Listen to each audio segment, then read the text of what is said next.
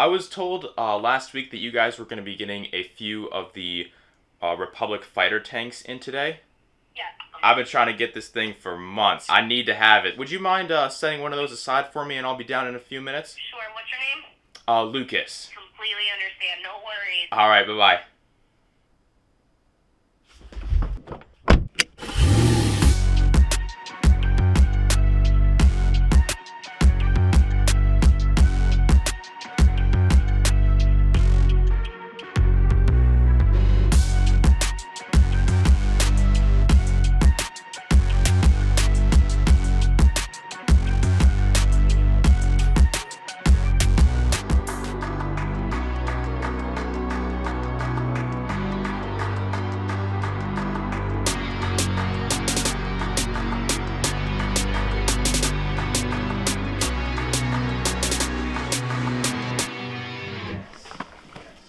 There you go.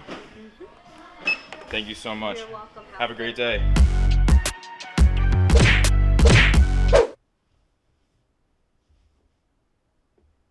Alright guys, finally we got the set. This thing has been out for months and I have not been able to find it anywhere in stores. I've been really excited for this one, mostly for the minifigures. Honestly, the Republic fighter tank I don't think looks that great, but you know what? We're gonna have to crack it open and find out ourselves when we build it. So, let's get to it.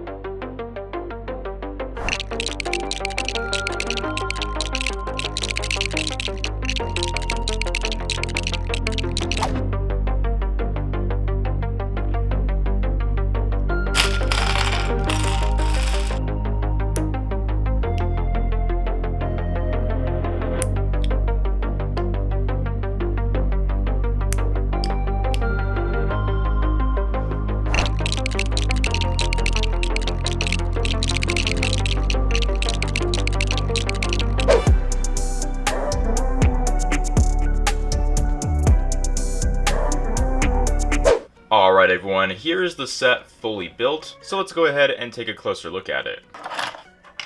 So as for the building process and experience of the Republic fighter tank, it was pretty disappointing. I'm not even going to hold back. There really weren't any interesting building techniques used on this set whatsoever. It mostly just consisted of stacking a lot of bricks together, and because of that, it was very easy to build, and it felt like it was dumbed down quite a bit compared to other LEGO Star Wars sets I've built. So in regards to the building experience, not too happy. However, when it comes to the model itself, I will say this thing is pleasantly larger than I was expecting, especially in regards to how wide it is. When it comes to displaying this set, I think overall it looks decent on display. Something about this middle section here just doesn't look right to me. I think it's a combination of the strange angles from this piece and the fact that this side section here of this kind of tower is completely flat. I don't like that at all. Especially from an angle like this, I just think that this area here on the side needed a lot more texture to kind of flesh it out.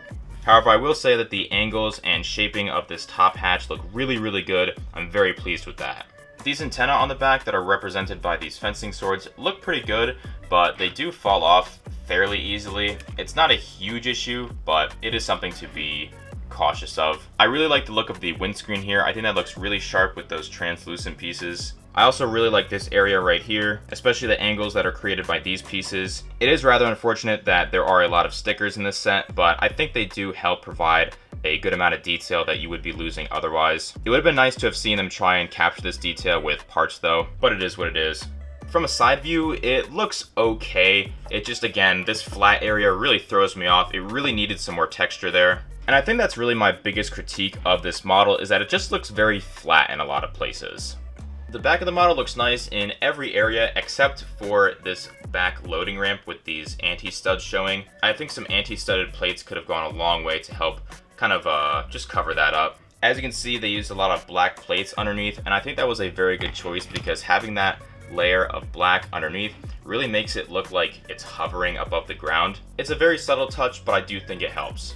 Moving on to the set's functions, you have these two cannons right here that can be rotated up and down. Each cannon has a spring-loaded shooter which you can fire off by pushing in on the back. And of course, if you lose any of them, it does come with a spare as well. And underneath, the set has 4 plastic wheels. And that's really nice to have when you're playing with it and sliding it across the surface.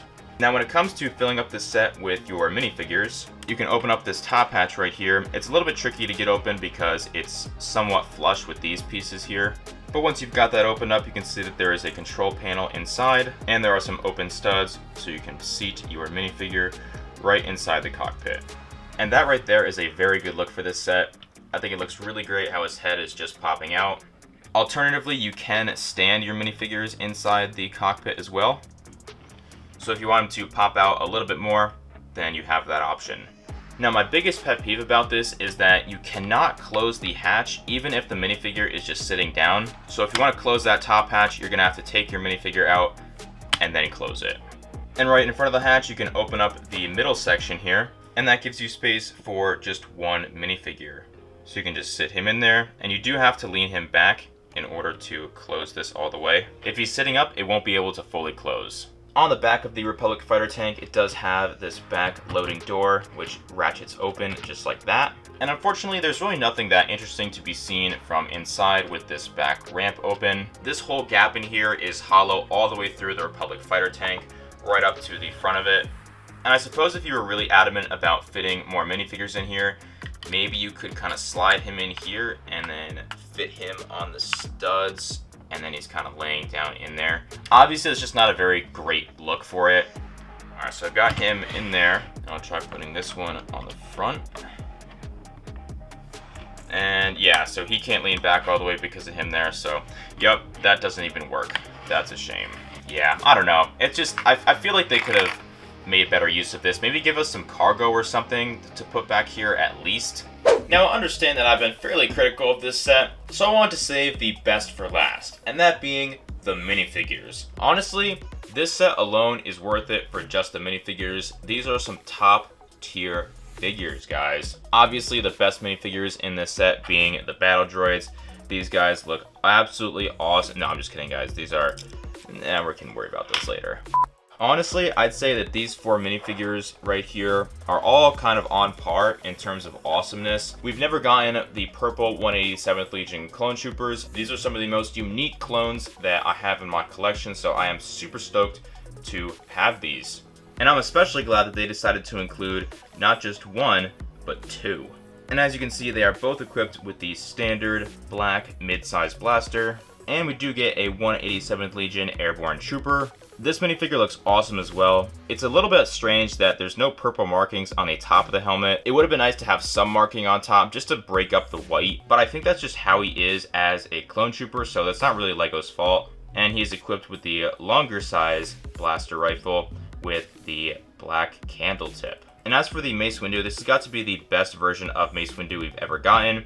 And the reason being is for that amazing arm print. The Jedi symbol looks absolutely amazing on that armor piece. And on the other side, you can even see the details of his comlink. That is absolutely outstanding. And naturally, Mace Windu has his purple lightsaber. And now for the 2 battle droids. These are just your regular, standard battle droids. However, they do have the gunmetal gray mid-size blaster, which is a really nice touch. I really like that color.